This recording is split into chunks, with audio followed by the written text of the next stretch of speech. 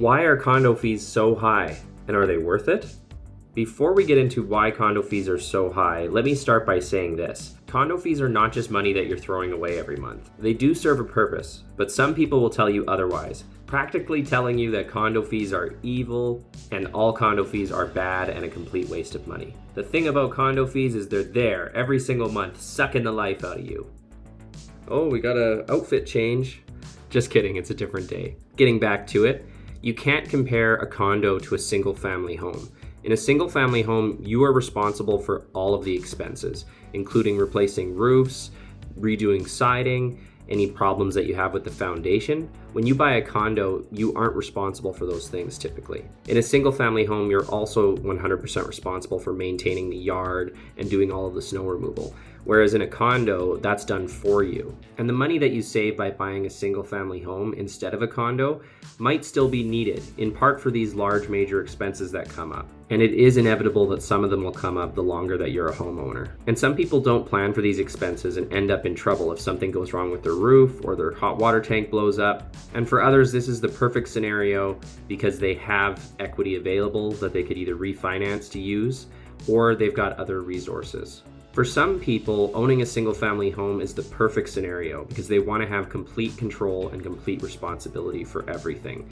And for others, a condo might be better for them because they don't have as much responsibility, but you also don't have as much control. It all depends on what actually works better for you.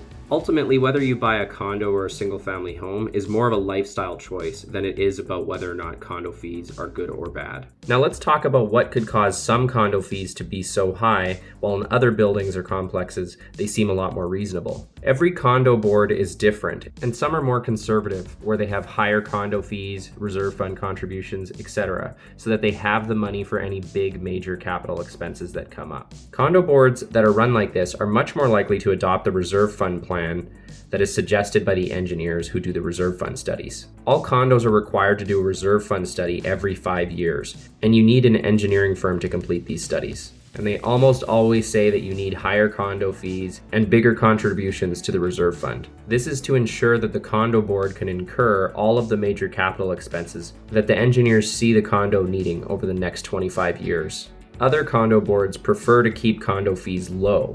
They don't like to put as much money in the reserve fund, and they usually resort to what's called special assessments when they need more money for big capital expenses. Special assessments are big lump sum payments that the condo board charges owners in order to fund big capital expenses or to bolster the reserve fund. These condo boards could be described as being a little bit more short-sighted, or at least condo fee averse. I find that a lot of condo boards tend to operate this way as long as they can, because most people don't like higher condo fees. Many condo boards operate this way until they really need to raise their condo fees in order to pay for everything. Sometimes these boards will wait until there's a big project that requires lots of money, and at that point they will pass a special assessment and charge the owners a lump sum.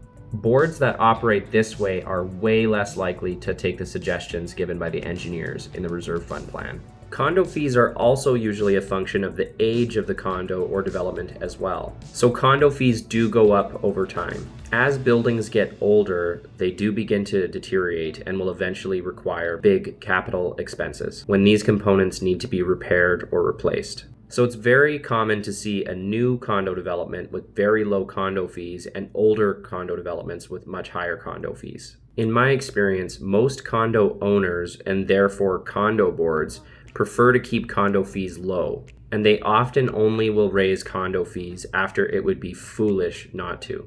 It does vary from board to board, and it depends on whether they are more conservative or want to keep costs as low as possible. And there's actually a few compelling arguments for keeping condo fees lower, even though on the surface it might seem less responsible. Lower condo fees are more attractive to buyers, so it's possible that it could actually help resale values, or at least make it easier for owners to sell their units. Heck, you may be watching this video because you found a condo that you really liked, but when you looked at the condo fee, you started to have second thoughts about it.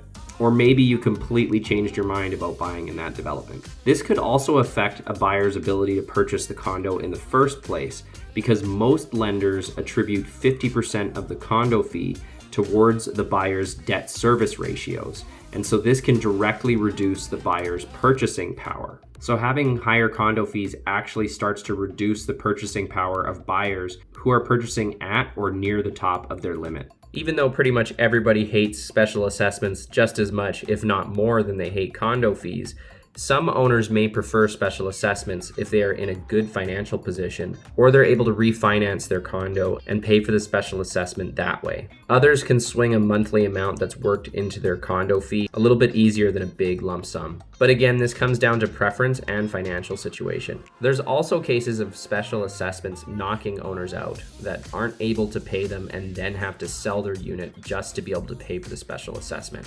If this happens to a whole building and a bunch of people get desperate and have to sell, that can have a detrimental effect on resale value, at least in the short to medium term.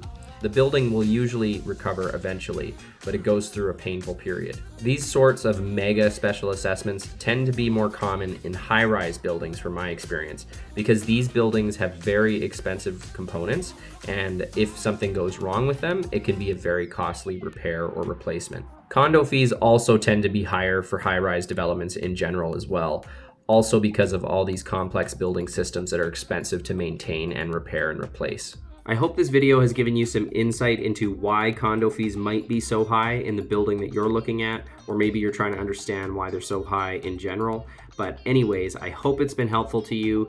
If you're looking to buy a condo in the Edmonton area or a single family home, feel free to reach out to me at 780-819-5508, and I'd be happy to help you.